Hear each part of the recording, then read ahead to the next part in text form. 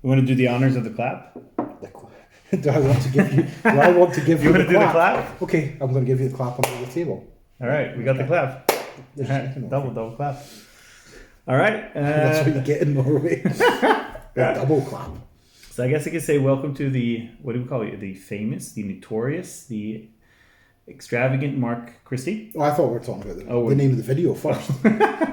So, yes, Mark, whatever. I don't know. Well, I don't know what... You know more than I do. What do people call me behind my back? Oh, say Mark. Mark, okay. Mark's let's pretty go good. for Mark. Yeah. Mark will do then. Yeah, let's go with Mark. I think Mark is a great name. So yeah, I've gotten the honors. I've gotten the honors to interview you this time because you're in Norway on a visit. Yeah. Where you're actually doing a course training. Yeah, I'm actually making money. Making money. Yeah, doing a course training. That's cool. But yeah, so I just thought in this fantastic interview series of you being my number 3. And when was the last time you've done one of these interviews? That would be pre-corona. So yeah, it's been a while. Is that why you're so rusty? That is probably why I'm so rusty. This is the problem you've got, is I take over when we get into these sort of scenarios. That would be cool though. So I'm now interviewing you. That would be the same thing. We had this interview with Robin Williams once came over to Norway in this Skavlan, this Norwegian show. He just completely took over the interview. I think he was a bit high above on something, but he just dominated the interview. It was a great interview. I'll just step back a little bit and let you So we are interviewing now during a Champions League game, which we both want to watch. So I guess we'll keep it short and sweet, I guess. We've still got 3 minutes before it kicks off. Can you get through your questions in 3 minutes? I could try. Right, okay. All right. So the reason I had this podcast, which is not a podcast, it's a video cast. Video, yeah. Exactly. Was to try to get people to know who especially in Norway. Who are you? Because I have a partially Norwegian audience. And I'm sure you are very well known in the UK, Scotland, and God knows everything. But in Scotland, England, Ireland, Wales. Yeah. And I know about 3 Norwegian words, so that's pretty decent. So we can get into what those are if they're not swear words. But I mean, let's be honest. If there's any words that I know, they're going to be swear words. So. All right. So but let's just start with the basics then. Who is Mark Christie? I am a CRM person. I've been doing this for about 15 years now. Since version 3, so like old school. Never touched version 1.2. I still don't think it exists. I've never seen it in the wild. I've never seen it in production. The mythical 1.2. Yeah, I've only seen Ben Vollmer's floppy of it. Floppy disks. Thomas, floppy disks. Yeah, but I'm old enough to know what a floppy disk is. Good, that's fine. Or what was the one before that? A 5 1/4 inch floppy? Yeah. Have you had one of them before? I've had them, but I did not have a computer that would accept them. So I've seen. Right. Okay. So you've just seen a 5 1/2 inch floppy, right? Yes. Okay. I've never been actually using. So, but but when did you? Okay, so you get that would be around 2006 then, around ish when you get into this. I would say around then, yeah. Yeah, but what got you into it? I mean, why Dynamics or why CRM? Money. All right. So at the time I was coaching football as a professional football coach. All right. I was making absolutely no money. So I was maybe making the equivalent of £200 a week as a professional football coach for a youth team. Making absolutely no money, tried to get some other jobs and came across a CRM contract. Didn't have a clue what CRM was, but I managed to kind of wangle my way into it. It was actually, so the first one wasn't actually CRM, the first one was Great Plains. Yeah. So GP. So I got in with a company who were doing Great Plains. From there, they had an internal CRM. That internal CRM broke. I fixed it, and then all of a sudden I become a CRM person. And that's how it works. Nobody ever goes into a career and says, I want to be a CRM consultant. Well, I know, kind of.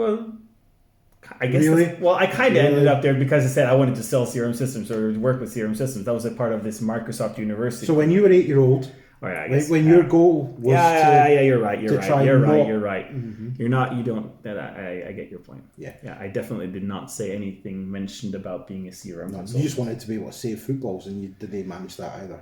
Didn't manage that well either, so that's why I'm trying my best at the end. So we're now on a video podcast with Thomas because he can't save any shots. No, I've actually never been good at saving shots. No. That's never been my forte, but I don't let any goals in either. So try to figure that one out. Positioning? Yeah. Okay. I don't like to dive. Lazy? Yeah. Is it the diving you don't like, or is it the having to get back up part? It hurts. Yeah. You know, it hurts. Especially here, because there's no grass. Now, we don't have the grass. We have the artificial grass, and it can be hard. You know, it hurts. It get burns. You know, so I don't want to. You know, move around. That's fine, but I don't want to die. And now you just do it on sand because it's even softer. That's even better. Oh yeah, but so what's your kind of journey for you, Ben? So you've been working at different, I would guess, since 15 years, different consultancy companies, just starting. Yeah, so the original company that I went to was a GP partner. Yeah. Who had their own custom software. Yeah. So I went from there to the Energy Saving Trust, who are a UK government body, and they had. So that's not a partner, that's actually a customer. No, that was a customer. Yeah, so right, that was end user. I actually met somebody there that I didn't realise until later who it was. I knew the name. I'd spoke to him and done stuff with him. Julian Sharp. Really? Yeah. So Julian was the partner putting in the software, and I was the internal resource. So you've been working with him as the customer-partner relation. So I've actually known Julian for about 14 years, and I didn't realise that until maybe about 5 or 6 years ago when we were talking about it. The beard didn't get you? He didn't. No, he never had a beard at that point. He didn't have that one at that point. Okay. He didn't have a beard at that point, so it was like two totally different people. But did you at that point have?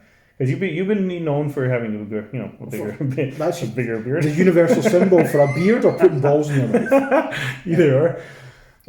Yeah, I don't know. Maybe at that time I might have just had a chin strap. Yeah. Yeah, so like just a line down here and back up. I thought I looked cool. I'm sure you did. I don't think there's any photos of that, and that's testament to how bad it looked. But at that time, were you like working with modules of CRM, like sales? So going back to the GP marketing. Partner, there wasn't marketing at that point. We had something called marketing. We had a marketing list, right? There's a marketing list. So I'm just trying to think. So if I go back to the partner, the GP partner, they had CRM, and they used CRM internally for case management. Right. So we used cases there. When I went to EST had something totally bespoke. The partner who was in there had built custom web pages for everything. And they really just used CRM as a database. Right. So they could have had a sequel. Yeah. And at that point, they were using 2011 on-prem. But they also had a CRM4, which that CRM, for some reason, there was a thing with CRM4 where you could use portals. It wasn't ADX Studio, but they had some sort of portal. And so Energy Saving Trust used to, if you buy like an electrical appliance, it tells you the energy rating on it. Yeah. So they used to have a database that had all of the different white goods and what their energy rating was. Right. And that was on their website, but all of that was stored in CRM. On-prem CRM. Yep. That was hosted on a website, yep. I don't know what kind of portal it was, what magic. But this was the 4.0? This was 4.0. So looking back... Because I do remember them introducing something in the early stages of the online environments that was only US only. Some type of... No, this was... Ish portal-ish there for was online. Something there. And that's why... Not ADX? No? I don't think it was ADX. Right, cool. No. I don't think it was. But I didn't really... The only thing that I got involved with on that side of things was training people on how to upload the rest of the products that they were adding or how to change things. Right. Because whoever had put it in had disappeared by that point. Right. So I was left to kind of figure out what it done and how to update it. Right. Okay. So it was an interesting one. But I spent about maybe 2 years there. Yeah. But did you at that time go technically deep in things, or was it just like the end user kind of just working the system the way it was? No, so I wasn't really an end user. I was the CRM consultant. So I wasn't CRM manager, but I was a CRM consultant. Right, so my role there was to work with the business, find out what their requirements were. Yeah. And by the time Julian's company had left at that point, and there was somebody called IM Group who were in. So I basically took the requirements, wrote the requirements up, handed them to IM Group. They built them, I tested them, then we deployed it. So that was my role, was kind of sitting in that little gap. Right. Which was fun. Right. It was interesting. I didn't actually have to do any real work apart from gather the requirements. There's going to be a theme as we go through my whole career on that. So I've done that for it's probably 1.5 to 2 years, and it was good. It was a good learning experience as well, because It was government work. So government, basically, you could come in on the Friday and they would say, oh, we've changed our processes and our policies. This needs to be implemented by next week. Really? Yeah. So the government would actually have deadlines? Yeah, the governments would... Because we normally say in the Norwegian government is that deadlines are... I mean, there's just a number, really, because it's just a day. It doesn't really matter. So, no, what would happen is a government policy would come out. Yeah. So they would say, right, okay, at that time, maybe, by 2010, we need all businesses to have Green Deal. Right. And they would say, right, we need Green Deal to be up and running by next week. And it's like, what is Green Deal? And I'd have to go away, find out what Green Deal was, speak to the part of the business that were dealing with that, figure out what data they needed, how they wanted it stored. All right. And then how to pass it on to IM Group for them to build a total custom web form that would then save the data back. Ridiculous. So quite. Yeah. There are so many implementations where CRM never became CRM, but just a database. Yeah, it's just a data repository. And after that, you kind of moved over to, let's say, what would you say your specialization is now? If you were to choose like something within the CRM. So, is it field service or is it now marketing? Oh. Don't get me wrong, I'm working on 2 field service projects right now. Yeah. But I think I probably know more about Dynamics marketing than I do about field service at the moment. That's interesting. It's horrible. Well, it's interesting that you admit to it. Yeah. I have because to attest... are you becoming a dandy marketing person now? No, I have to attest to my sins, that's all. No, it's just because I've not really had that many field service projects to work. There's only so much you can do without having real life projects to work on. There's only so much you can do. So I'm now working on 2 projects for 2 customers, which is fun, and it's sort of rekindled my passion for it. Yeah. And also, I mean, I'll be really honest, and I hate to admit this, so we might cut this from the tape. All right. But Ben Vollmer moving away from Dynamics kind of made me lose a bit of interest in it as well. Yeah, that is... I mean, the boy's a dick, but he's a lovable dick. You can quote that. You can use that. I can use the quote. The guy's a dick, but he's a lovable dick. Yeah. Yeah, all right. That can be your tagline. That can be the intro. That can be the intro. The name of the podcast. Yeah. Right. And they might think it's me. They might straight away think he's talking about Vollmer 2 minutes into the podcast. Who's the dick? All right. The lovable dick. Now, that's kind of interesting, though. I mean, because normally one wouldn't necessarily think that those were connected. But, I mean, as you say, they probably field service and... Yeah. I'm not talking about the dick. That's fair. I think we're not talking about the dick of a person here. Okay, we're off that now, right? We're beyond that right now. Because one could think that, I've been in a few field service projects and a few marketing projects, and I just recognize that the competency is so different. Yes. I mean, this is not really... the typical, like the sales or customer service CRM anymore. You have to understand what field service actually is. And you actually have to understand what marketing is and, throw out a few marketing words every now and then But I'll throw this one to you then. What do you need to customize in marketing or field service to have the product work? I would say marketing, not that much. Field service? A lot. No. I don't agree there, but I have a few. That would take me too long to explain. But I have a few things for the product that bug me out. Yeah. That I do that same thing every time just to make sure that the calendar would respond the way I want it to respond inside. So if you had all the data, for marketing, you could load it in and it would work. Depending on what you want to do. Okay, bring in HTML templates, import the HTML templates. Yeah, so just with tiny bit of configuration with IPs and stuff like that. Yes. Yeah. Okay. Field service. You've got the data, you can import the data, and it works. Correct? Maybe not to your satisfaction, but you could do a 10-day deployment and it would work out the box with the correct data. If you're just isolating... If you're really... If you're isolating this discussion to be as would field service work out of the box, if you have a work order, can you complete the work order and that is basically all you do? Yes. So a basic install of market and basic install of field service, neither of them need more than a day's worth of configuration, realistically. And they could work out of the box to meet 95% of your customers' requirements. But field service, marketing, I believe out of the box provides actually value for the license. Field service out of the box why are you not using then just service agreements or whatever that other thing called in the cases? Because that is close enough to be a simple need as a work order. Incident types, service tasks, when you get into that. But what are they? But They're then just you're their over data. to the configuration possibly No. more. That's just data. That is Okay, just true. data. I get what you're saying, yeah. So that would If just you be have- parameters and configurable If you data. have the data, you can do it.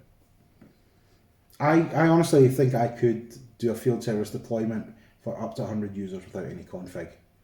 And if you're a customer, take that challenge. Take that. Proximo3.com/field service.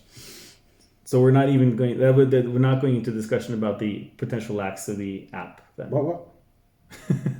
All right. Over to the next. Okay, so that means that you definitely have a few things that you like working on right now. Yeah, and those that are was the two main field things: field service. service and marketing. And it's mainly because we use marketing for Scottish Summit and for Proximo internally, so I'm using it. What do you call it when you have a natural gliding thing to the next topic? So isn't there a word in English for that? Loop. No, it's not a loop. It's something that happened. Yeah, so it's a transition. It's a great transition to the next topic. Which So did you not want to hear about the rest of my career? We're basically stuck in like 2005 now. Mark hasn't I jumped over to you like, what are your things right now? And that would be the market. Let's go through the career. Yeah, I'm trying to sell myself here. Yeah, fine. So I don't know where did it go? No, so I worked for that end user as a consultant. I then moved to a partner for my first proper CRM consultancy role. Right. So I went to a partner, stayed there for about 2 or 3 years. It almost became consultant / pre-sales. Mm-hmm. I say I don't like pre-sales, but I'm quite good at it. I can talk shite. Yeah, you're good at it. Yeah. I then went to quite a high level partner after that. Ebex, DXC, Constellate, whatever we want to call them nowadays. Right, one of the big ones kind of thing. Yeah. So I went there. Had a really interesting opportunity to go to a partner where there was more management level opportunity for me. All right. Potential stakes in companies, etc. Went there, didn't really work out the way it was sold to me. People left, people moved on, things changed. Right. People's things changed. Just wasn't for me. It's good. I mean, I've said it before. Really not a place for me, but if you're a consultant wanting to learn, it's actually probably a good place because they've got nice projects to work on. So depending where you are in your career, it could be a good thing or it couldn't be a good thing. Yeah, but you were kind of looking towards the management part of it. Now this is what we call a transition. Right. So we then move on to Proximo. Where that's why you wanted to continue this, because we want to talk a bit about Proximo. That's good, yeah. No, well, we can. So when, if anyone listening, Proximo is a company, yeah, right. So we went from that partner to set up our own company with Ian, Andrew, and Alison. Yeah. And that's where I still am today. Yeah. So there you go. You've got 15 years worth of Mark in about 15 minutes. Well, that's pretty good, isn't it? We're far behind. I mean, the game's already going, and I'm hoping that is. The watch hasn't vibrated, and we're 15 minutes in, so. City haven't scored yet. Yeah, so that means someone's parking the bus somewhere, right? Yeah. All right. But Ian, that's another transition. Ian, a close partner of yours, right? Also a partner of the Scottish Summit. Yep. Yeah. So you guys also, if we go back to that EST customer, Ian was actually on the service desk. Oh, really? For the company that done support for EST, and Ian ended up picking up all the CRM tickets. And me and Ian kind of went back and forward. He taught me some service desk stuff. I was teaching him CRM stuff, and that's how Ian got into it as well. Wow. I mean, that's. I have another topic for that, because this is one thing I think is very important about consultancy, which I don't really see enough consultants doing at the moment. Yeah. We'll just do a quick loop into that then, as you said, because I didn't say loop. I said loop. Yeah, lube? Yeah, lube. Oh, lube. Come on. I thought you were so this being complete Scottish accent, I guess. I mean, we're going to put something like Google Translate on. You could do. That was highly racist, though. Yeah. Okay. Or not racist, xenophobic, but okay. We can put subtitles on this, Thomas. So, because the thing you're talking about there, I just feel is extremely important. So many consultants are coming out now and they understand the product and they configure the product, but they just like completely blank as to why is this part important in the product, because they haven't been sitting in the seat where you're actually the customer. Yes. Without actually, let's say if you're doing sales, if you haven't tried the application as a sales application, you don't know why out of the box is crap. Yep. And similar, you can say with a lot of the other components like customer service also. But once you've been sitting in the different positions, it gives you some. Do you know what I would love? I would love to take on a consultant and put them in a call center environment for a week. That'd be awesome. They would learn so much. Yeah, go and learn what sales do. Yeah. Go and learn what they do in support. Right. Learn how the marketing team communicate with customers. I mean, like something like an electricity company where they also have like field engineers that go away and fix. Being in the car for one day, just seeing what they go through and just understanding why technology is not their friend. I was offered that once. I told them to fuck off. There was no danger, and it was a glass company who they were an insurance company, and like if a shop front was broken, right? Like if somebody went and looted the shop and like stole everything out of it, they would go in and they would fix it, and they're like, "Do you want to go out for a day and find out what the guys do?" I'm like, "No, just write it on the board." I'm like, "I'm not doing that nonsense." But it is interesting because those people out there in the field, the end users of the field service. I mean, we're talking about technology on the inside now. Everything is cool. They hate technology. Oh yeah. They I actually I was delivering training today, and when we were talking about field service, basically I said to the guy, if you're wanting to configure the app, you need 4 big buttons. All you need is 4 big buttons saying, "I'm on my way. I've done it. I'm going to the next job. I've stopped for a piss." Right. And that's the 4 buttons you need, and that's enough for it. Because the utopia of thinking that you have complete control over your own personal warehouse, which is your car and what you're using and the customer satisfaction and everything during this, they want to fix it. Yeah, your transfer stock adjustments in, your stock adjustments out. How about we create a purchase order? Yeah. How about you go to Bob's or what was it, Rem 100, whatever it's called, and buy yourself a blow up goat? Yeah, yeah. Okay, so that was just a little detour, but I kind of wanted to get into the Scottish Summit because I mean it's obviously something that's on everyone's lips right now. I mean it's the next. Well, it is one of the next big things. Well, it depends when you actually get your video podcast out. How quickly do you edit these things? Well, now that I have a kid, it takes a while. But so should I be saying Scottish Summit is going to be great, or was Scottish? Great? So what we'll do is we'll do 2 takes here. Scottish Summit is coming up. It's going to be good. Thomas, that was brilliant, that Scottish Summit video. Oh, it was the best. It was the best. It was amazing. Marvellous. Great sessions. I mean, they'll be out with the recording. Oh, yeah, we recorded 4 rooms and I think they all went okay. So they might be up on YouTube in the next couple of days. All right. Yeah, we could probably cut that, if I take the time. No, but let's talk about the Scottish Summit just quickly before we get into actually the main topic of today, which is quite interesting for me because the next topic I know nothing about, which is kind of cool. Because I mean, that's fine because the last 3 topics in CRM, I have known nothing about either.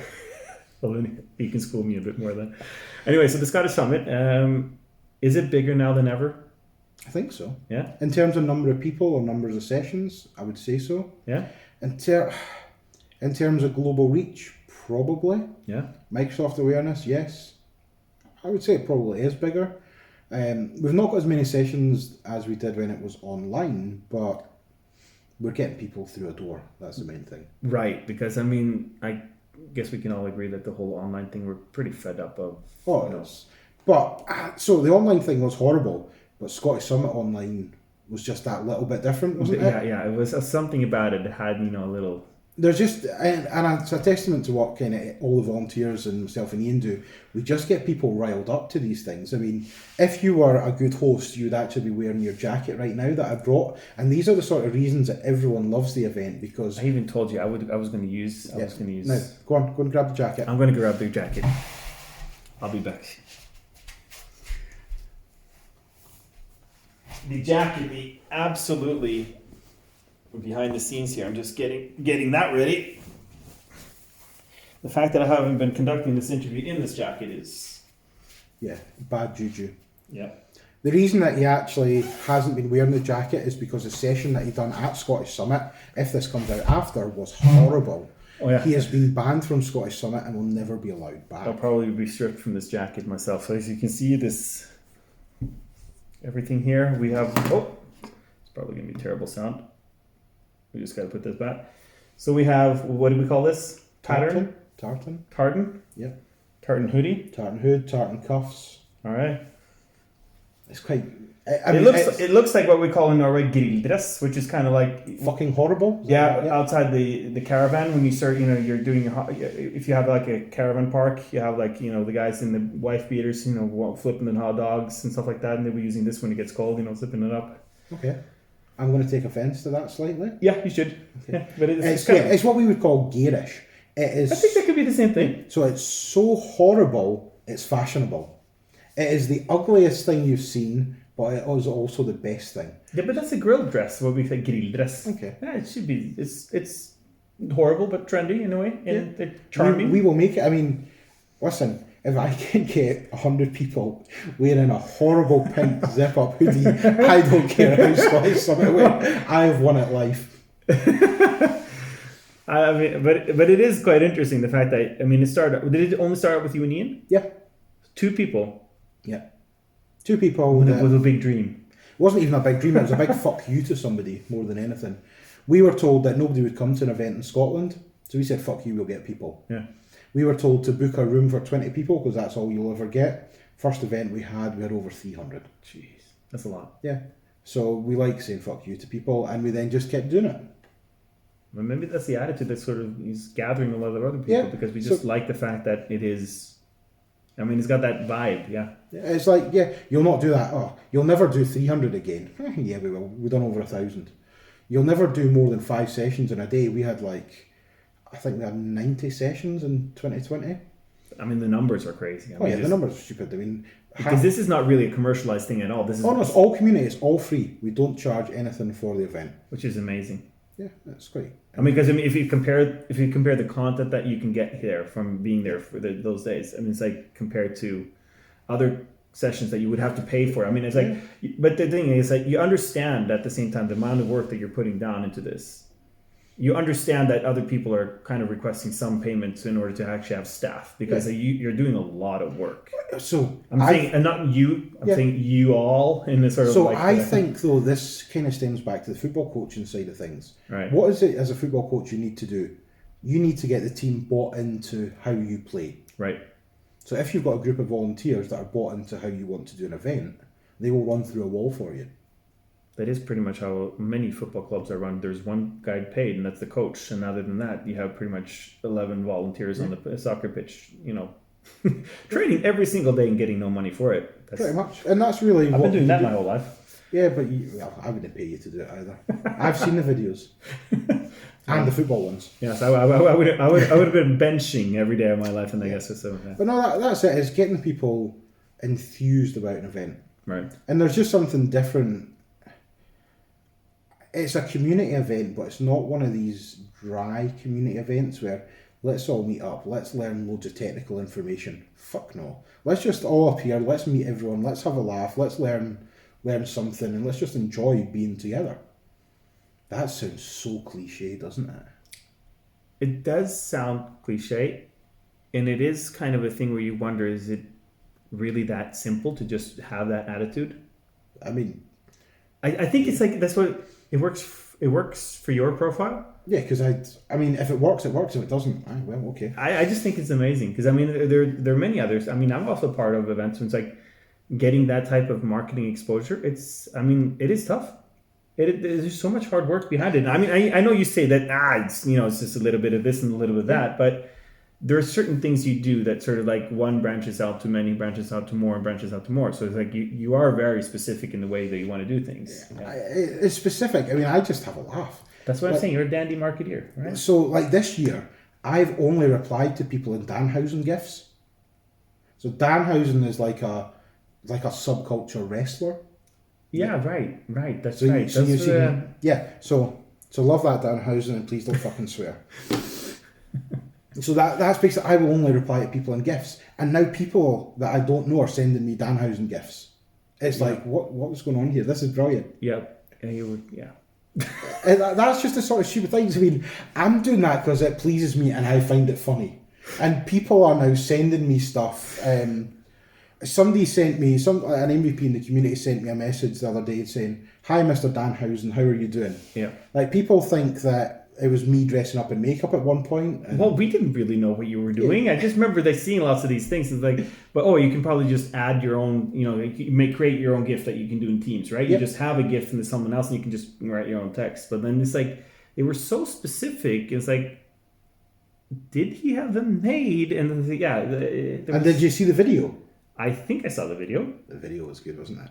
I can't remember because I think I saw the video. So that might be Dan Housing saying.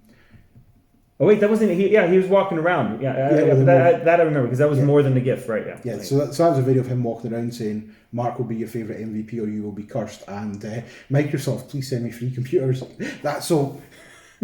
I subscribed to his Patreon to get sort of all of his YouTube content beforehand. Right. And then I said, could you do this message? And he said, yeah, no problem. And he added the Microsoft bit in the end, and I swear I nearly pissed myself laughing because I wasn't expecting it. And just the way that he delivered it, and it was like, thanks, bye. And it was just like, oh, I honestly died. We'll maybe put it in a clip at the end just so people understand the content or context of it. Kind of amazing that, yeah. Is this funny when you... People, I just feel funny because some people are. I do get involved in some community things here, and some people are what we call square. Yeah, very square. I was going to say A4, just like the paper. That's kind of the same terminology as a square. And there are so many things that are important to them, and I respect that because we all come from different parts. I mean, everything with inclusivity and whatnot, but it's just I don't know. No, there are. I somehow just feel at home when the way the way you talk, the way you are, and probably that's also why I'm really looking forward to the Scottish Summit. I don't know. The fact that I'm talking about it right now, right? Yeah, and I got this beautiful thing. I'm going to wear this with pride, even though I think it's... Even though you look like a dick. I'm gonna be a proud dick. Yeah. Right. So and we're back to Ben Vollmer again. Back to Ben Vollmer. So whenever his name comes up, right? Yeah. No, it is what it is. It's one of these things. Getting people bought into it, I actually think was quite easy because at the time there was a space in the market for it. Right. And at the time, me and Ian had a real drive to do it. Right. And we've hit road bumps every single step of the way when we've tried to do something. Somebody's put a roadblock in front of us. Somebody's tried to run an event on the same day. Somebody's tried to book our venue. Somebody's tried to steal our speakers. Right. Everything. And we're like, that's fine. You go and do that event. We'll just get another speaker in. And we've had other speakers come in. And they've been, I wouldn't say better, they've been different. And that's what makes the event. So yeah, for us, if we open the door and one person comes through the door and learns something, that's a successful event for us. I mean, for me, it's just seeing you in a kilt again. That's just fun. It's beautiful. You just want to see my legs. Yeah, I love your legs, man. the long, sexy hairy legs. I'll do. I don't have hairy legs. Honestly, right? I do not. I was stereotyping any man's legs. Look. That looks like a biker. Yeah. Yeah. So I've got cyclist. Hairy chest, hairy arms. My legs are totally. I don't know if it's to do with the swimming or anything like that. But I don't have hairy legs. It's weird. It freaks me out. I remember my question is, do you have any fun facts? Okay, so at least we have a fact about you then. Yeah, I have no hair on my legs. Fun facts. What are the fun facts? I think I started off with one of my fun facts that I was a professional football coach. I think that's quite a fun fact. Is it fun? Do you have a weird hobby? Do you have a word? I will not give up until you say something about your strange hobby, right? What strange hobbies? Are you like a Lego guy? Are you a gaming guy? Are you? I mean, like I do like FIFA. Yeah? I like a bit of FIFA, Call of Duty. Yeah. I do like my computer games. Oh, I like that. That's good. But you've never played me at FIFA. You've always been too scared. Which reminds me, Matt Beard, I'm still winning the series. And I had to look direct. He literally sent me a message about 5 minutes ago asking about FIFA because we've got a joint customer. Yeah. And I told him about that joint customer. And just so that you know, Kevin De Bruyne after 2 minutes, Gabriel Jesus after 14 minutes. So City are 2-up on Real Madrid. No, sorry, wait there. Yeah, 11 minutes for Jesus and 2 minutes for De Bruyne. I guess you're happy then. Can you not tell by the smile on my face? Yeah, the blues. Yeah. Blue. You saw me standing alone. Okay, so for the next segment, so now we're talking about career, Scottish Summit. There's one thing that I would like to talk to you about. I'm just going to go check the camera, just make 100% certain because I need to know that this is working, and I'll cut this part out. So we'll do It still says. Oh, it hasn't recorded at all. Does it not? No, it has. It's 36 minutes. So I wouldn't have been surprised. I've seen some of your solutions that you've built. This is community work. My solutions in CRM, they're good, man. Yeah, you just don't want anything in them. Right. I want to keep them clean. I like to have these stuff. Tight solutions guy. So anything that I meet 10 years later, it's still working the way it should be with solution migrations. I'm very, very OCD on my solutions. No, but over to a completely different subject. And this is kind of strange for me because, I mean, mostly I usually talk about things that I have some sense of understanding about. You have talked about CRM and you have not got a fucking clue. Not a clue. I mean, yes, my solutions still work 10 years later. Yeah, we're now on to something totally different, but yeah, okay. Right. But the topic right now is mental health. Okay. And I asked you quite nicely before you came, is like, would you be okay talking about it? Because you've been very honest on LinkedIn. Yes. About your own personal situation. And I thought it would just be a very good thing for me to learn more because I can't relate at all. No. Okay. And I think there are many people like me that can't relate to what you are going through and what other people are going through. Yep. And then it's kind of like we are on the side and it's like, so I get to now ask many stupid questions. I hopefully, there's never, in that sort of topic, there's never a silly question. It's always... but it might be sort of like if I don't feel like, or if you don't feel like I have sympathy for the situation, there's so many questions that a person like me would have because I have literally no idea what it is. Yep. And I could have so much fun with you right now. Yeah, I know. It's like, and I appreciate that you're going to be probably dicking around about those things too, but it's like, I understand that there's a way to process things, but okay, so the topic here is mental health, and I'm sure that this means different things for different people. Yep. But could you talk about what it is for you? And because, I mean, you've been very vocal about it recently, about you being in what you called a dark space. Yes. And what does that even mean? I mean, for me, it's not when you turn the lights off. So it's where your mind takes over your thoughts, where you don't have control of what you're thinking. So when you're sitting about, you're kind of thinking, oh yeah, I could do FIFA, I could do this, I could have a wee game, oh, I'd love to watch a City game. It's where your mind doesn't think that. It takes you to a place where maybe the thoughts aren't healthy. So I could be sitting around and having thoughts about, why am I doing these sort of things? Why do people want my advice? Why am I running a company? Why am I doing X, Y, and Z? And sort of doubting yourself and putting thoughts that maybe you're not good enough to do what you're doing, or that you're wasting your time, you're wasting other people's time. Why do people give you the time of day? It kind of, those thoughts, and you can't control those thoughts. Like, if there's a way you could just go like that and switch it off, it'd be great, it'd be easy, but you can't. Your head is just totally processing them. And do you know what time it usually happens? About 3 o'clock in the fucking morning. You wake up in the middle of the night and your head just goes to, hi Mark, do you want to have some dark thoughts? And that's really where you go. And like, you'll not sleep for 4 or 5 hours. So that to me is a dark place. What dark places for different people mean different things. But that's, for me, it's a place where you kind of sit and, sorry, 2 seconds, bastards, re-outed. That will send me to a dark place. No. Yeah. I do joke slightly about it because with anything I do joke to lighten the mood, because that kind of lightens my mood as well. Yeah, it does lighten your mood also, not just the situation.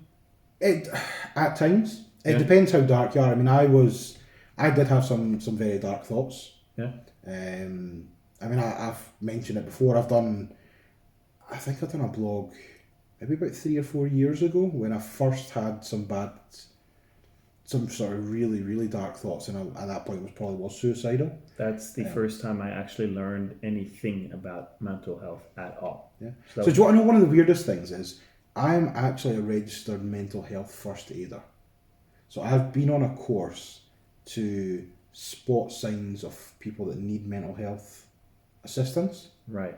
I am the worst person for taking that advice.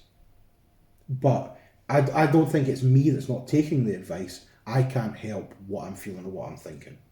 So I've been to the doctors, I've been medicated. Medication doesn't really work for me. So I've gone back to the doctors. I'm now actually going through private medical care, and what the psychiatrist thinks it is actually bipolar disorder. Because I have times where I'm very low and I feel very down, but I also have times where I'm very manic. So if you've ever been involved in Scottish Summit or anything that I do, people think, how have you managed to do 5 days work in like 3 hours? Because you've probably seen that when there's like a flurry of Scottish Summit emails or there's loads of things happening. That's usually when I'm on like a manic episode. So when I've got, I wouldn't even say it's a clear head, it's almost like, I don't know. You know when you recharge your batteries and things work a lot quicker and a lot faster? That's kind of what it's like. My mind just goes into overdrive, I can get things done, I can move quicker, it's really weird. So literally I could do a week's worth of work in an evening. And again, it's like 11 o'clock at night that this sort of thing kicks in. It's very strange. I've got a weird body clock. Obviously, but I mean, to put it in context, I was like, I mean, there's nothing. If you were to analyze you from the outside, not knowing you have. I mean, you have a good job. Yep. You make money, and you have a family. Yep. Which is normally what I think some psychologists would probably say something about, being the support, around you. Yep. I guess. I mean, they're definitely for me. I mean, for me and the family, if I ever feel something not going well, I always call my parents, or I talk to them, or I would call my my wife. I would talk to her about things. It's like, for that, they are my support, and they work for me. Yeah. Different things work for different people.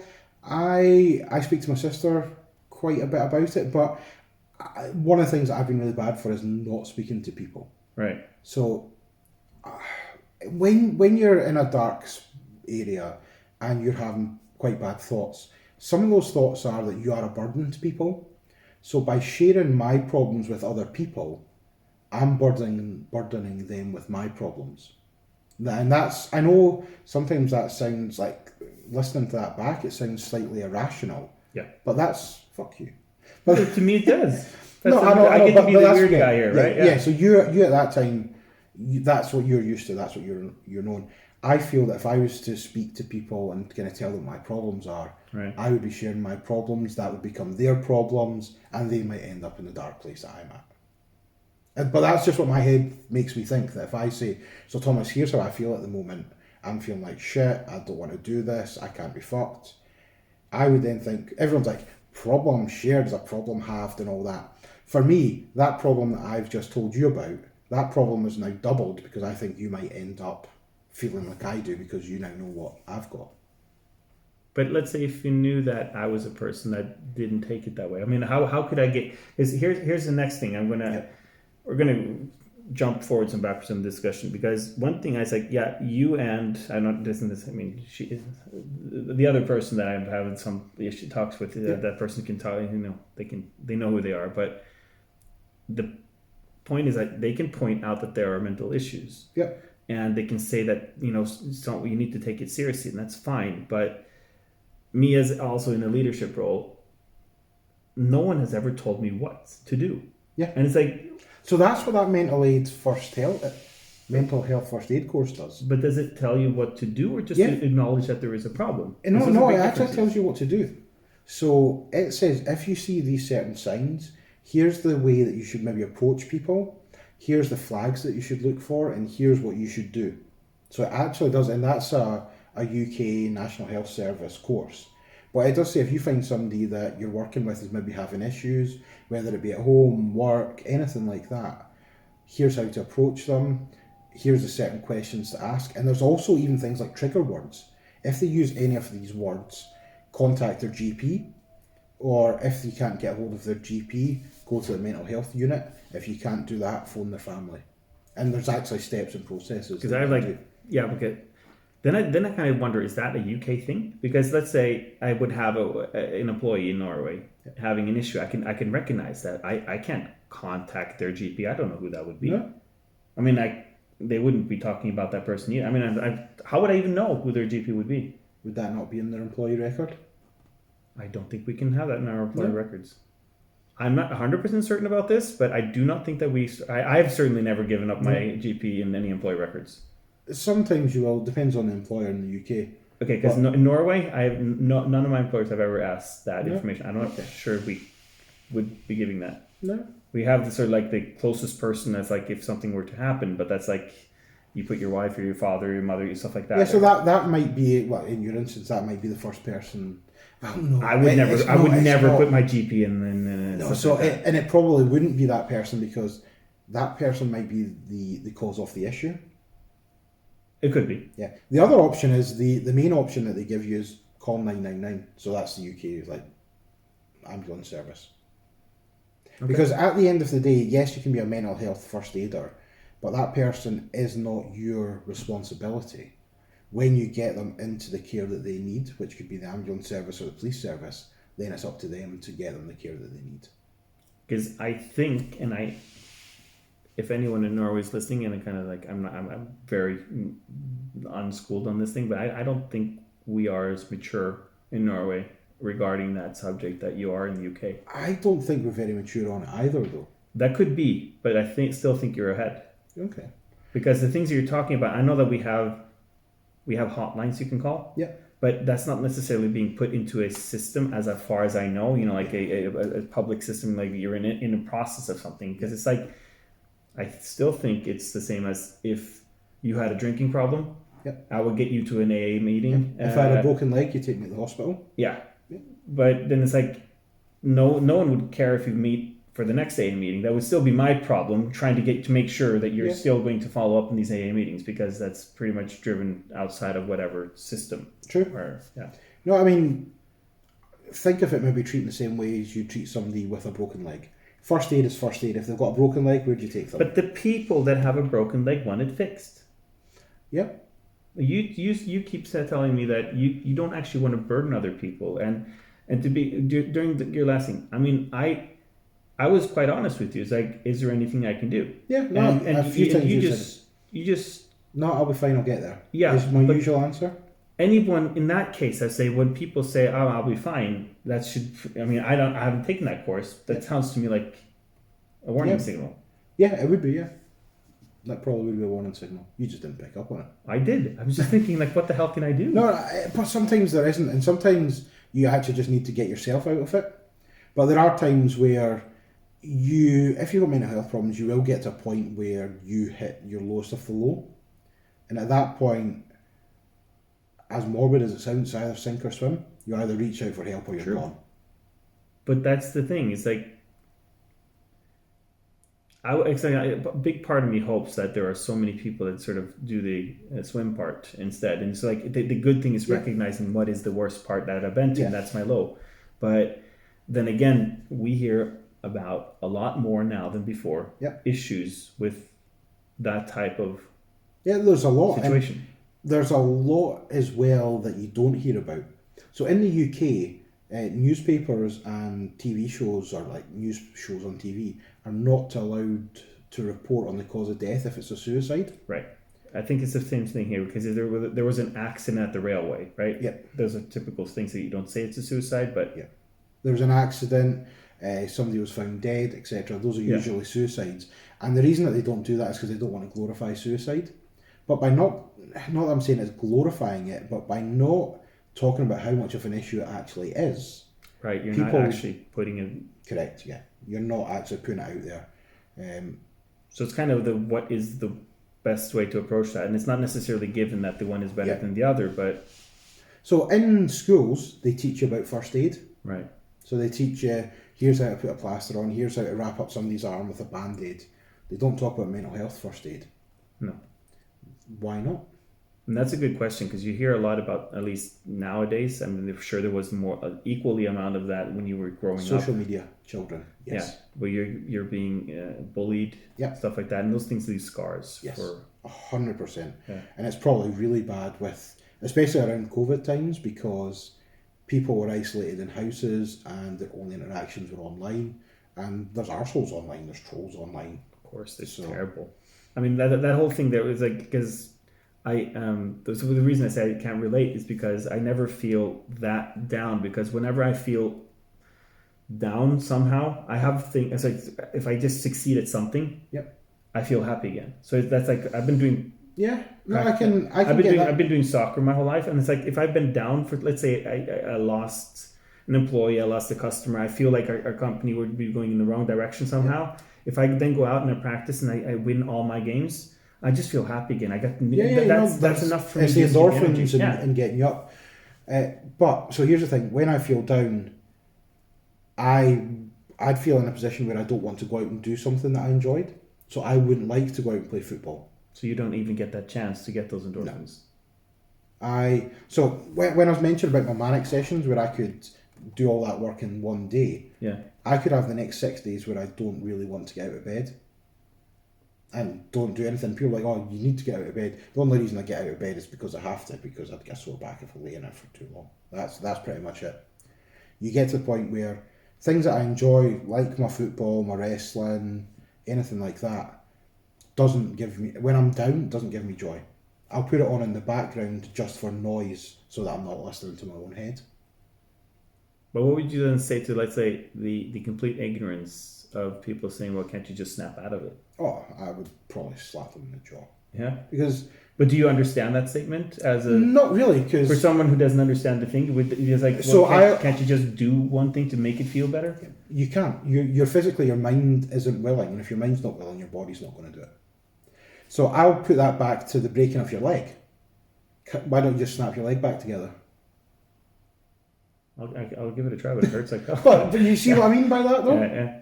If somebody's got a broken leg, you wouldn't say... It has to be mended. It has to be mended. You can't say, oh, you've got a broken leg. Walk it off.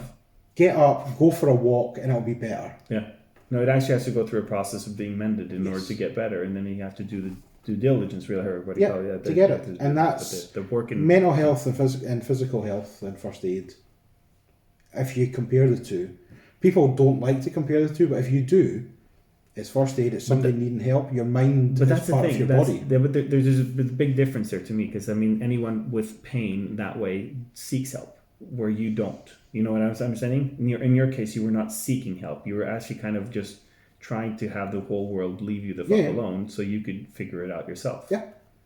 But do you feel that when you get over like this the period now where you feel like you figure stuff out yourself, do you feel stronger for that instead of including others? Or will it just be that was a patch to a solution of a field service thing that will give you an issue in the future anyway?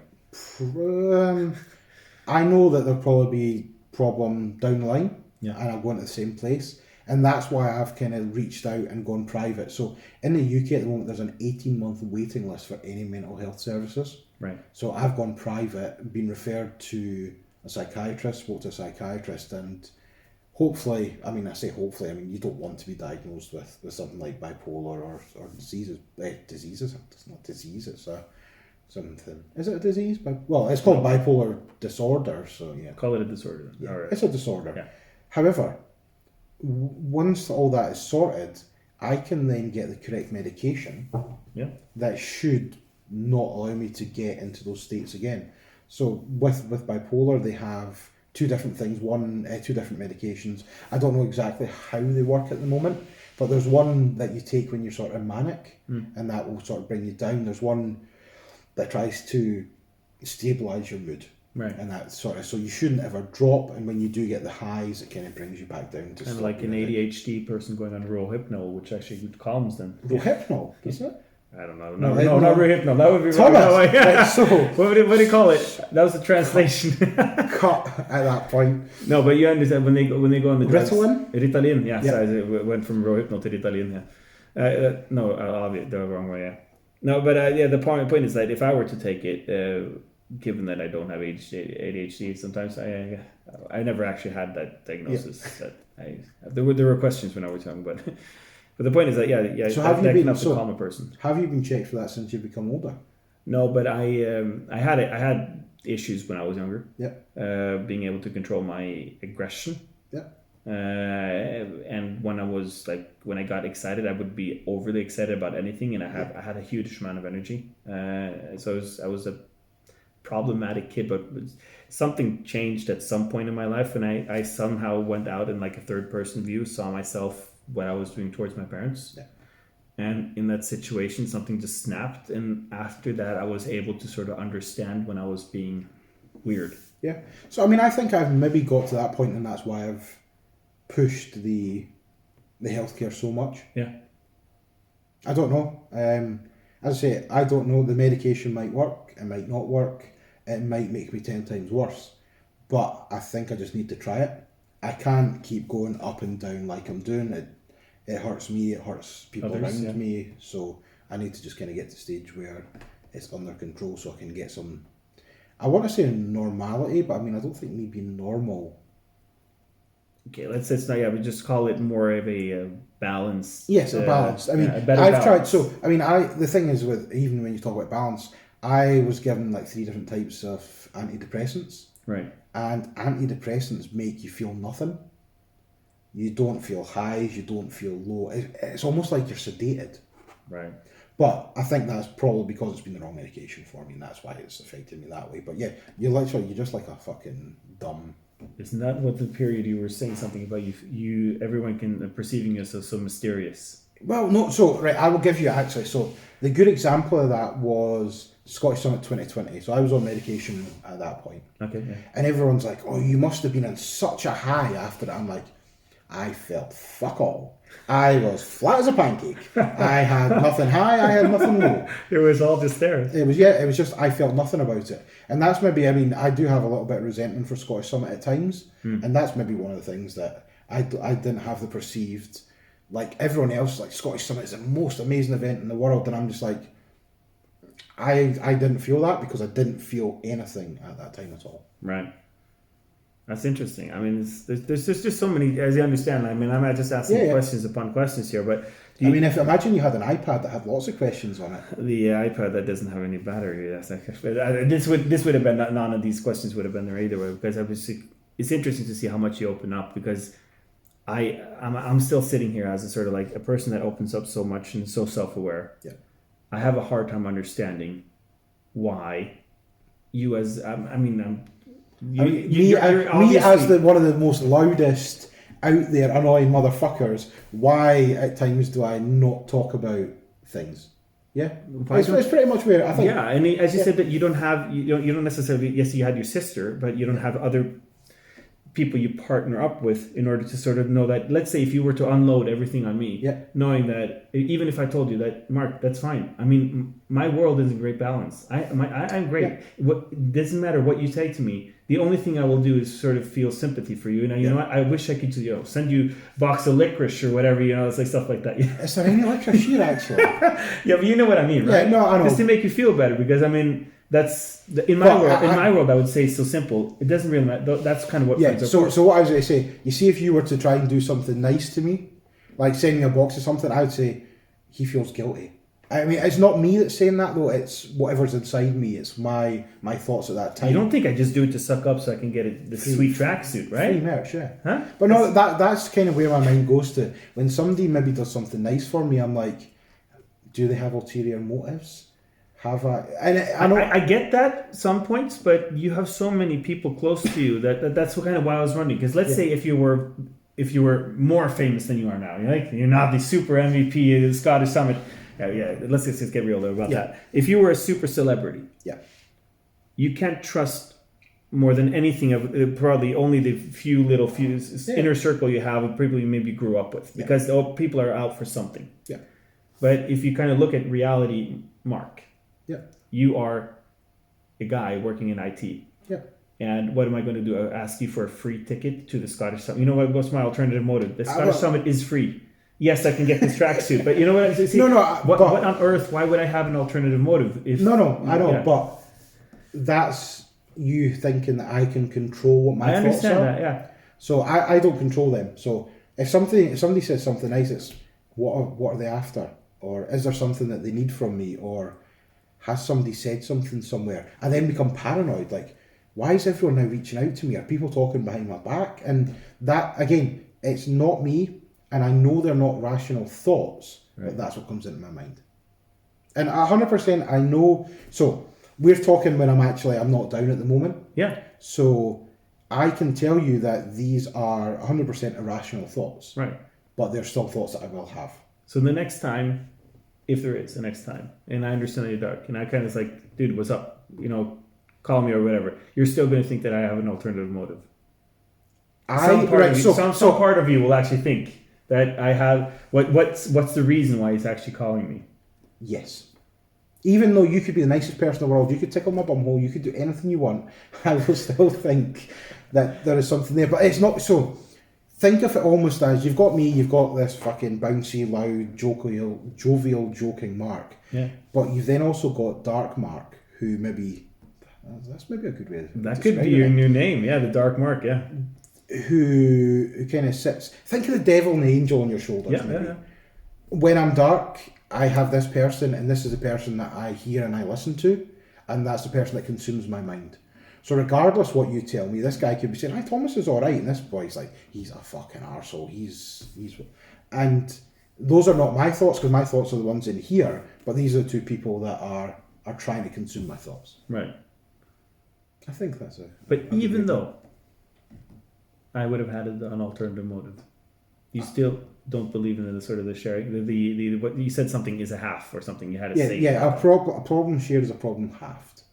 I fucking hate the saying. You hate the saying. I hate the saying because I understand it. The problem is that it's probably true, to some extent. Okay, so for some people, I recognize. So I've got a problem where anything I think is a dark thought. Yeah. By me telling you that, how does it half the problem that I have? I still have that problem. I'm still having those dark thoughts. It doesn't make me any less dark. So there's actually a guy. So there's a comedian in the UK called Joe Pasquale. His son has been on quite a few TV shows. And I don't know how well this will pick up, but I'm going to play this in the background, right? It will probably not pick it. If anything, I could probably try it and I would get copyrighted or something like that. No, it shouldn't get copyrighted. We'll try it. Yeah, and I can even try to sort of just clip it in also if possible. Yeah, okay, so. What I told him. Hi, I hope you're okay. A friend of mine just got in touch. He'd been trying for a while to ask how I was. So I thought that I would tell you what I told him. And that is that I am all right. I haven't been. Everything had to stop for a little while so that I could hang about. But I have hung about, and I'll get there. There is not here yet, but it's always got here in the past.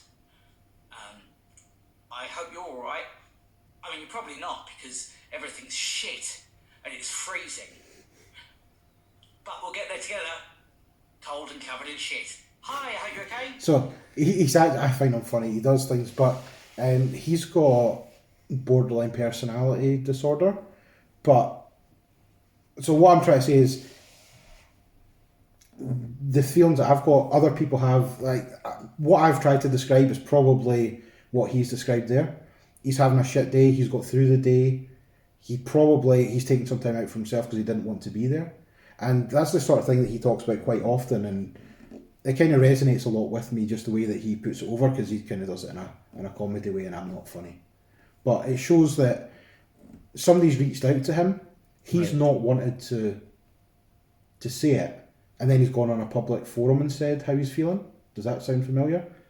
Yeah, it does sound familiar. So people have different ways of processing it. I do know that I should listen to people more. And I do think at the moment I'm... Or what about not listening, but letting the other people listen? That's the whole point. Yeah, I know. Because I can't give you advice. I even think that you can't. No, and I'm not. Yeah, but I'm not necessarily. I hope that medication somehow would sort of help balance out the highs and the lows. Yeah. Without being complete, zero, right? Yeah. But there is still sharing that needs to be done. But I need to be able to get to a place where I can share. Yeah. I think I need to be in a place where I can control the ups and downs first. Because once I can control them, I can then manage what I say to who I say. Right. Without it being... So if I'm on a high, I could spurt off everything and tell you absolutely everything that's wrong, right, or has been wrong, right, in 100 mile an hour. If I'm down, I probably won't want to talk to anyone or do anything. And there's the highs and the lows. Whereas if there's a balance and I'm a bit more balanced, rather than me blurting everything out at 100 mile an hour, it might be easier for me to talk in like bite-sized chunks about it and say, right, I've had a shit day and this is why I've had a shit day. Yeah. So hopefully the medication, I think at the moment I'm probably pinning a lot on trying to get the medication, but it's where I need to try Yeah, at the moment. Yeah, I need to sort of take it from there. Yeah, and the next time you ask if I'm all right, I'll probably say it's cold and I'm covered in shit. But no, it is difficult to open up to people. The biggest part is you feel that you're burdening that other person. And again, where I'm at the moment, it is an irrational thought. Yeah. But it's still a thought that can come up in my mind. So if you ask me right now, are you okay? Today I'm fine. So I will say, yeah, I'm fine. But when you ask me when I'm this down... time I believe you when I see your face. I do believe you. So what I should do then, the next time I'm down and you ask me, I should just... I should face... just video call so I can at least do you know see about my love for Rocky Horror? No. So I've got a love for Rocky Horror. Picture show is brilliant. But there's a quote on that, even smiling makes my face ache. And that's sort of... Have you ever seen me in person where I'm not like I am here? Yes. Yeah.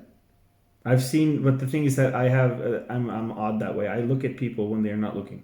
Right. So I see. So you're a pervert, basically. Yeah, pervert. Yeah. So I observe personalities when they're not being when they don't extrovert. understand. Yeah. And I think being extrovert is also part of what is there as well. Right. But yeah, sometimes you just need to go and lie down in a dark room. Right. And that's sort of kind of where I am. I put on like a face at times just so that everyone's used to Mark being loud, obnoxious, or dark and broody.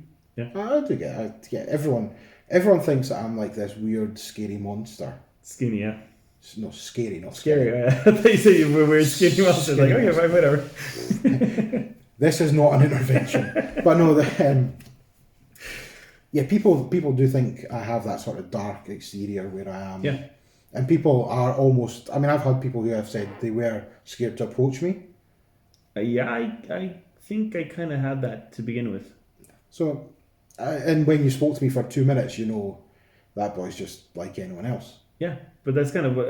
the first time I was kind of observing you. Yeah. And I was seeing you in some... That is a little but creepy. if there's one thing... Yeah, I know, but you were fully clothed still the whole time, even though you were wearing a kilt. They're probably low-hanging fruits for all I know, but...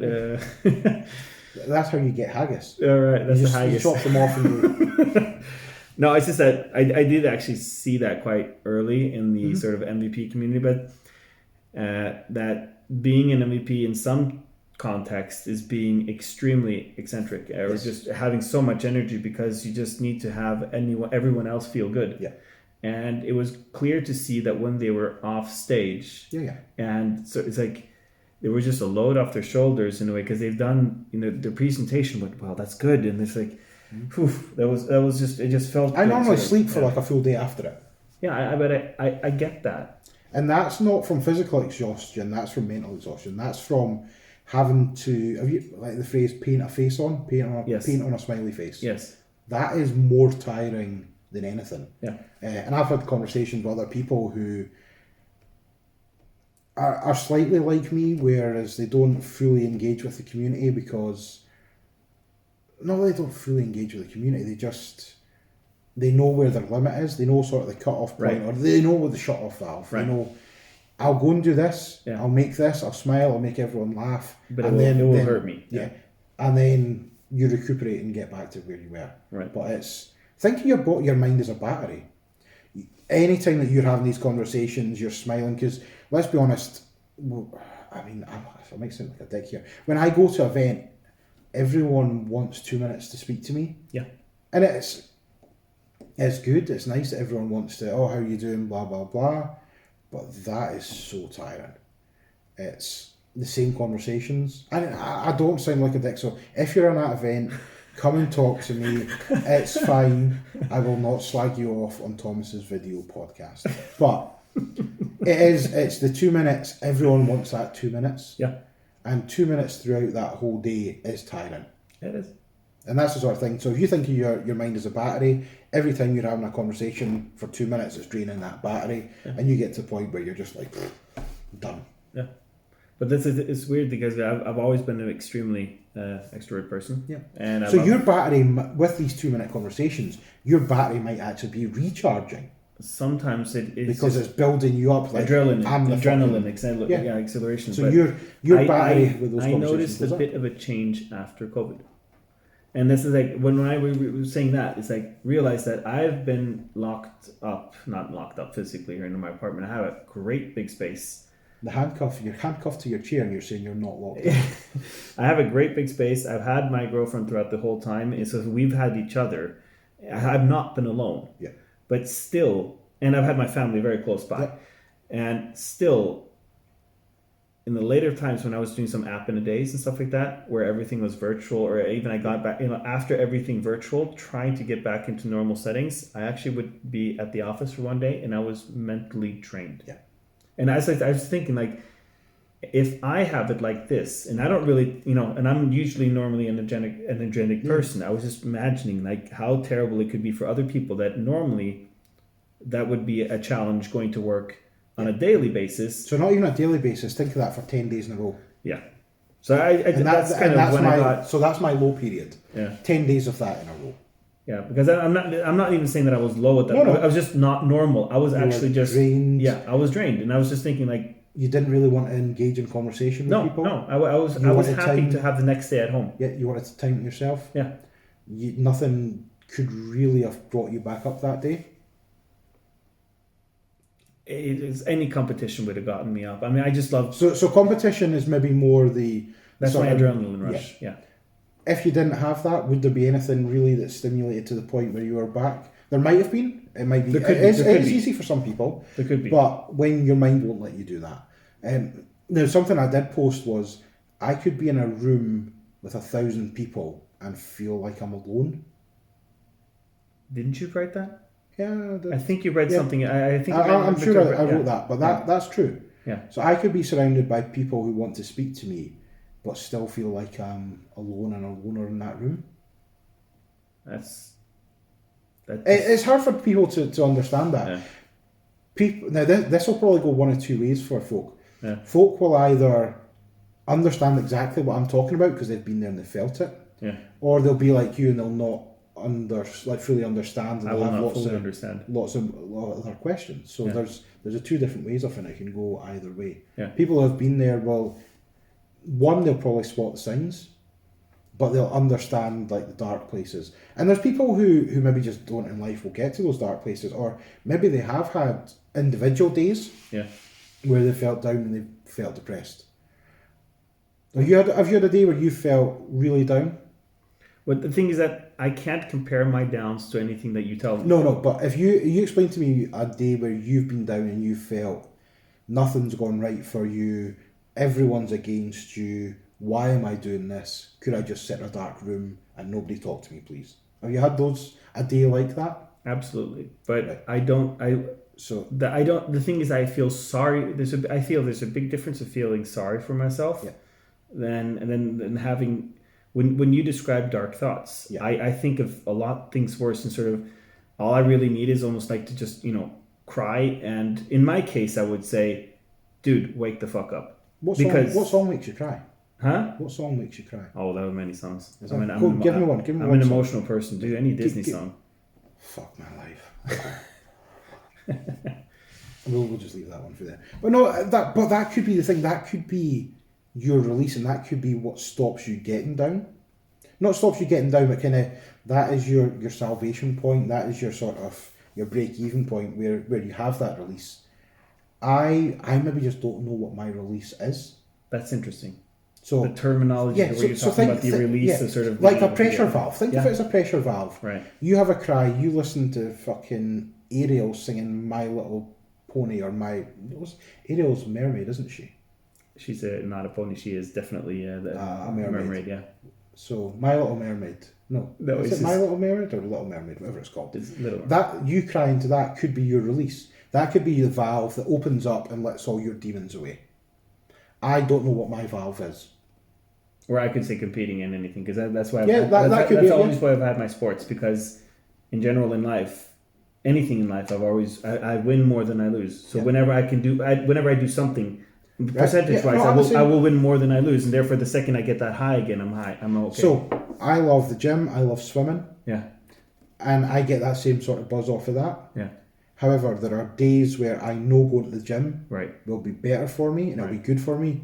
I just can't physically get myself there. And it's not that I can't physically drive there or walk there, do whatever. I can't get out of my head enough to get there. Okay, because that's a big difference. Because what I'm talking about is team sports, meaning that I have an obligation to meet. Yes. Which is a big difference in doing. I did have a game of football the other week though. I was fucked. Yeah, I was just battering folk around playing. Yeah, but you know the thing that you're talking about gym. I trained my whole life. I never go to the gym solo. So here's the thing, right? When I text you telling you about playing that game, how do you think I felt at that time? Was I excited about it? Was I telling you everything that I was doing? Honestly, I don't know. But yeah, you were just telling me that you were playing, and it was very tiresome. So you were just hoofed. Talking about football 3-1 City. So no, but that's the thing. At that point, that was something that was a release for me. I enjoyed it, and I would do it again. So if there's any over 35 games that you're looking for a 7-a-side player, I can play in goals. I can play centre half. I can knock strikers about, and I actually still have a magic touch, so I can get the goals as well. So pivot, like on the top there. I could take the ball in, play the ball off, third man run into the box, or but play it. But did it give a good feeling? Yeah, it was good. It was great. Yeah. But if somebody had asked me maybe to play football that week before, you would say I would have said no. No, right. But the thing is that I've always been a part of a team, so I've had sort of an obligation. So even if I feel down, it's like they need the goalie for this practice. No, they do need a goalie to have a practice. Yeah, but one of your caliber. I mean, they could have stuck an outfielder in goals. Let's be really honest, right? They could have stuck the backup striker in the sticks, and they would have been all right. But no, I felt an obligation to meet, and therefore I was sort of like I would not. I mean, I'm terrible at going to the gym. I do not go solo, but because I do the team sports, I participate because I feel that I have to. Yes. While participating afterwards, of course, you got the endorphins. Yeah, life feels better for me. So, do you ever feel bad that you have to go and do these games? Like, I've got an obligation. I don't really want to do it today. Yeah. But that's the reason why I quit. Have to go. But that's the reason I quit at the end, because I mean I've always enjoyed sports, but eventually I lost most of my friends. I was getting old for the rest of the locker room there. Yeah. It's like when the rest of the team is like 17-year-olds and you're there as a 34-year-old guy. It's like. So what was that, about 6 years ago? Yeah. But the thing is, like, it wasn't fun. It felt like an obligation. Yeah. And at that point, I just kind of had to slowly find other sports, and I do. Yeah. I just still compete like in certain soccer things, but those are like lower level, except my futsal, which I still do, and beach soccer, which I still do. Yeah. Which are fairly high levels, I guess. But the point is that I quit the sort of what I called almost like my second day job, because it felt like an obligation. Yep. Because I was not enjoying that anymore. Yeah.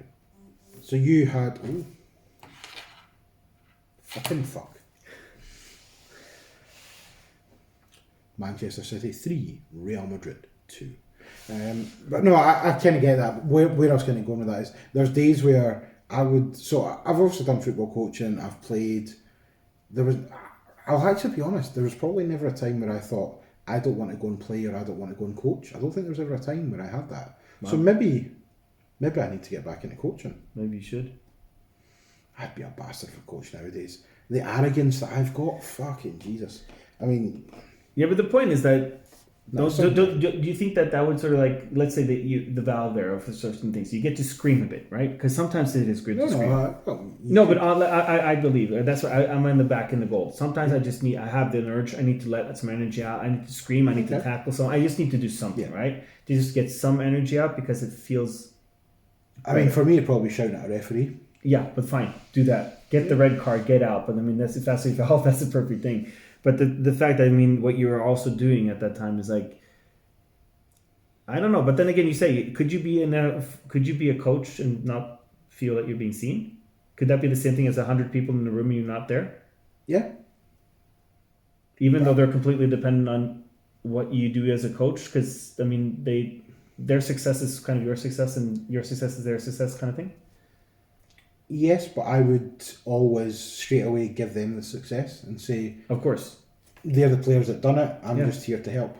That's where I am. Yeah, but that's good leadership. It's making them think that they're actually good when it's really the tactics that I've set out. Of course.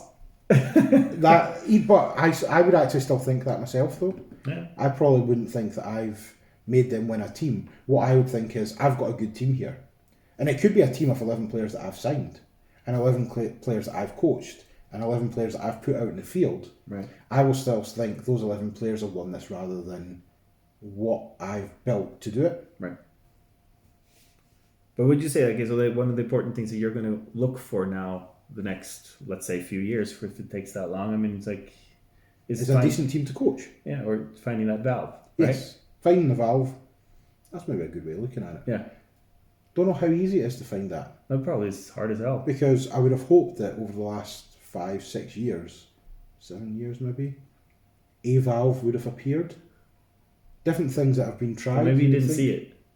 I mean, maybe that's one of the things that was bright. Or it was basically slapping in the face, and you didn't really acknowledge that it was there. Or maybe one of the valves, I opened that valve while I was already in a good place, so I didn't associate it. That could be, yeah, with being a valve. It was just something else I was doing while I was in a manic episode. That's interesting. Yeah, I hear babies crying now. Yeah, well, a baby crying. Is that because you're too loud? Yeah. No, he's just hungry, I guess. Okay, so I mean, I'm sure we can talk for ages on about this topic. I mean, I just feel like I've been able to, but don't you think I've been able to ask a fair amount of stupid questions? Again, not stupid questions. Well, no, but so they're not stupid questions. They've just come from a stupid person. See, that's fine, but I'm not asking questions as in the way that I'm trying to understand, but obviously that I don't understand the situation, because I think it's fair for people like me to also acknowledge the fact that it is not a simple matter. No. If it was simple, there'd be a simple one. There'd be one pill. Here you go. You're fixed. Right. It's not that simple. Different people have different things. I mean, when I've posted and talked about it, and as I say, I am a big advocate for mental health. Yeah. I just don't do it myself. So when I talk about it, I should really practice what I preach, but it's difficult to do it. I get that. So yeah, finding a valve. Different people, different valves. It could be a find a valve, it could be a pill that helps me, it could be talking to my psychiatrist. That could become what my valve is. Maybe that's your safe, the safe spot, you know, being able to just, because you know that person is actually, their alternative motive is clear. They want to make money. They want money. Oh, yeah, that's better. Better knowing that they have a clear alternative motive. And they want to make money. That's not even an alternative motive. That's what that is motive. That's what the motive is to make money. So yeah, but maybe that's kind of a better thing to have someone that is professional to do actually that part than just saying that you unload anything on a friend that you don't want to burden. Yeah, and I do hope I get to the point where I can be open with, like as you say, like your inner circle of people. Right. I do hope I get to that point. I don't think I'm there at the moment. No. I share what I'm comfortable sharing with who I'm comfortable sharing. Right. Well, obviously now, I mean, 1 million followers on my YouTube channel, so that's quite a bit. So the 3 people in Norway, so your mum, your missus, and you watching it to make sure it uploaded okay. Yeah, and I'll probably watch the whole thing, just make sure I get one full view of this thing. Yeah, just like 3. But no, I do. Again, it's one of these things. When I'm okay and I'm thinking logical, right? I know all of the steps. I know what needs to be done. But when you get inside your own head, right, the guy on your shoulder, the voice in your head. It's not really a voice in my head. It's your internal monologue gets going. The reason that I'm saying it's not the voice in your head, because I don't think it is voices in my head telling me to do weird things. It's more, these are the thoughts that I personally am having. Right. I don't have other people's voices or additional voices in my head, because those are 2 totally separate. But when the thing is, the voices are not voices. When you isolate yourself, you get time to think, and that's not always a good thing. Oh, I don't think that's for many people. So do you know what I really love? I love going swimming. Right. However, when you're swimming, you're alone. It's quiet. All you've got is your thoughts. So I do have water. Where do you go swimming? I mean, where is it? There's a kiddie pool right next to it, or something like that. Baby screaming, something like that. Where do you go swimming? So I go swimming at the gym. In the Loch Ness, right? Yes, yeah. Like, where is the Loch Ness monster? He's somewhere. He's up here. Yeah. No, I go swimming in a local pool. Yeah. But I do wear headphones, so I listen to podcasts while I'm swimming. That helps me. Waterproof headphones are really a thing. Did you know that? Oh, I did not know that. Yeah, what that was new to headphones? me. No, it's All cool. right. They're actually cool. I've got 8 gig Sony headphones, load in 2 or 3 podcasts, plug it in, go for a swim for an hour. Are we talking the good old MP3s? Yeah, MP3s, yeah. Oh, really? Yeah, you download them. And that's one of the reasons I A subscribe little to Napster Patreon. going and then sort of get These are all, so these aren't, they are downloaded, however, they are legally downloaded through Patreon. Right. So I subscribe to 2 or 3 different podcasts to get their additional bonus content, and I can download them straight onto that. Awesome. I'm at the point where I don't pirate anything. I stopped pirating a long time after this things got available, but I mean, this is the thing we've been trying to tell the movie in the music industry. As long as they give it on a device where you're actually at times, we're willing to pay for it. It's just that don't make me. No, Patreon, £5 a month. I get 8 podcast episodes a month. Awesome. My favourite murder. No, Small Town Murders. And actually one you might like called Crime in Sports. Okay. It's about sports personalities that have gone to jail and done heinous things. In jail or before jail? Before jail. So things like Diego Maradona and all those cocaine use, or NFL players who've got brain damage and go and shoot people. And it's some brutal things on that. There's a lot of wrestling ones as well. So the wrestling community where they've had lots of different things. So So I see. I probably have a diaper change coming up right now. So, but I was thinking, I mean, we've been probably talking now throughout the whole game now, and I really appreciate it, Mark. So you have made me miss the Champions League semi-final. Yeah, but the next game will be equally interesting than a return match. I mean, of course, you can always bank on that Benzema will at least score 1 goal against. I hope. I don't wish injury on anyone, but I hope he's injured. I just wanted to say honestly. I mean, for my 3 followers on my YouTube channel. I mean, as I 4, I'll subscribe. 4, but I'll not watch it. Don't worry. You told me you would never follow me on Twitter because you don't follow anyone on Twitter. So I mean, why would you subscribe to my YouTube? On Twitter? No, I don't think so. You did for one point, and then you went off. I think I don't know. I honestly don't follow. Let's just say you follow me on Twitter. I actually think I do. Yeah, I hope so. I don't really follow that many people. You are following I am. me. I'm surprised you're not muted though, because anyone that I do follow is. I'm like, there's your first picture. You've got your balls. I got my Scottish kilt on. Huh? That's an amazing tweet right there. It was the worst edited picture ever. Well, you were asking for the dumbest thing ever. Please submit a profile picture to the Scottish Summit. That can't be your face. It has to be your whole body plus a whole background. Like, I mean, who the hell has a picture? That? Who the hell has a picture like that to upload? I thought it just said 1,000 by 1,000. Well, it was certainly not a headshot. It would be a full body. I mean, that's pretty. You've got a big head. Yeah. So anyway, just really, I mean, I appreciate you sort of opening up about these things because I mean, learning every day, and I mean, I'm not saying that I have understood everything. Or anything because of my accent. Are we going back to the racism and the xenophobia? We're going back to the racism and xenophobia, but I have learned more than I knew before, and that's kind of the important part. But the other part is you've learned me.